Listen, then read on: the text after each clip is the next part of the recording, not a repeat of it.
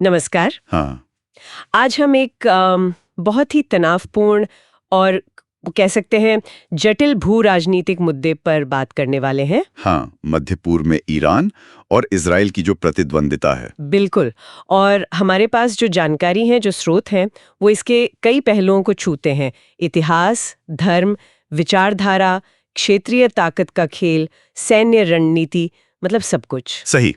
और हमारा मकसद है कि इस उलझे हुए रिश्ते को थोड़ा खोलकर समझें। वो कौन सी मुख्य बातें हैं जो इस तनाव को इतना बढ़ाती हैं? बिल्कुल, क्योंकि ये सिर्फ हेडलाइन से कहीं ज्यादा गहरा मामला है।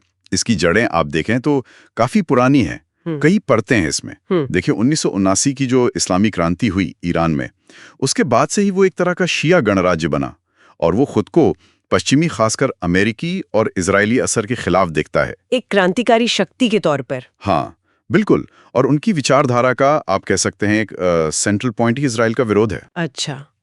और दूसरी तरफ है इजराइल, 1948 में बना एक यहूदी राष्ट्र।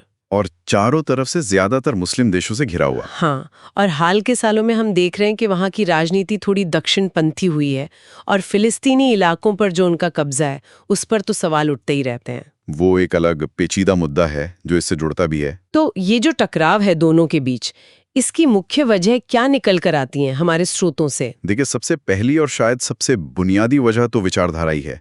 मतलब ईरान तो ऑफिशियली इजराइल के अस्तित्व को ही नहीं मानता। हाँ, मैंने पढ़ा है उनके जो टॉप लीडर हैं आयतुल्लाह खामेनेई, वो तो कई बार काफी सख्त बातें कह चुके हैं। बिल्कुल, उसके विनाश तक की बात हुई है। और दूसरी तरफ इजराइल को लगता है कि ईरान उसके लिए एक अस्तित्व का खतरा है, खासकर उनका परमाणु कार्यक्रम। हाँ, परमाणु कार्यक्रम और जिस तरह से ईरान रीजन में अलग अलग आर्म्ड ग्रुप्स को सपोर्ट करता है, ये डर दोनों तरफ की पॉलिसीज को ड्राइव करता है। ये परमाणु कार्यक्रम वाला मुद्दा तो मतलब हमेशा खबरों में रहता है।